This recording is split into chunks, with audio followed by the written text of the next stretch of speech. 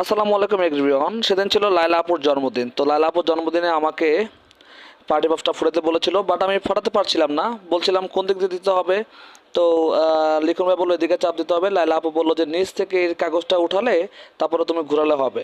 তো আমি বুঝতে পারতেছিলাম না, আমি ডাউটে পড়ে গেছিলাম, হঠাৎ করে মাথা কাজ করতেছিল না। দেন আমি কাগজটা খুললাম। খুলে আপুর জন্মদিন উপলক্ষে হালকা একটু মোচড় দিতেই টাস করে ঘটে গেল, সবাই খুব আনন্দিত হয়ে গেল। তো লায়লা আপুর সাথে মিরপুর 1 নম্বর সন স্কোয়ারে কেক কাটলাম তার বার্থডের সময়। খুব আনন্দ লাগলো, সবার সাথে ছিলাম। লিখন ভাইয়া ছিল, শ্রাবণ ছিল, লিজা ছিল। আমরা সবাই একত্রে ধরলাম। লায়লা আপু বললো শাওন এপাশ দিয়ে ধরো।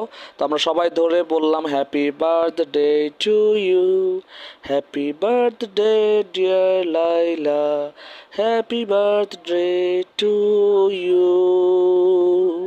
খুব আনন্দ করলাম একসাথে। তারপরে আমরা একে একে সবাই কেক খাইয়ে দিচ্ছি। লায়লা আপুকে লিখন ভাইয়া প্রথমে একটু কেক খাওয়াই দিল। খুব ভালো লাগতেছিল ওই সময়টা আপুর সাথে, কারণ আপুর এতটা স্নেহ করে আমাদেরকে। তারপরে আমি আপুকে কেক খাওয়াই দিলাম। অনেক অনেক খুশি হয়েছে উনি, আর আমারও অনেক খুশি লেগেছে আসলে। আপু 1 নম্বর আমাদের একটা ফোন কলে যে বার্থডেতে আমাদের সাথে চলে আসছে, এটা আমি উপভোগ করেছি অনেক। লিজা কেক খাওয়াই দিচ্ছি আপুকে। হুম। তো সবাই মিলে অনেক আনন্দ করলাম। আমার ছোট ভাই শ্রাবণও আপুকে কেক খাওয়াই দিচ্ছিল। তো আসলে লায়লা আপুকে আমার খুবই ভালো লাগে। কার কাছে কাকে কেমন লাগে আমি জানি না, বাট আমার কাছে ওনাকে সত্যি বলতে পার্সোনালি খুবই ভালো লাগে। আমি খুবই এনজয় করি তার সাথে, সবটা প্রতিটা সময় এনজয় করি।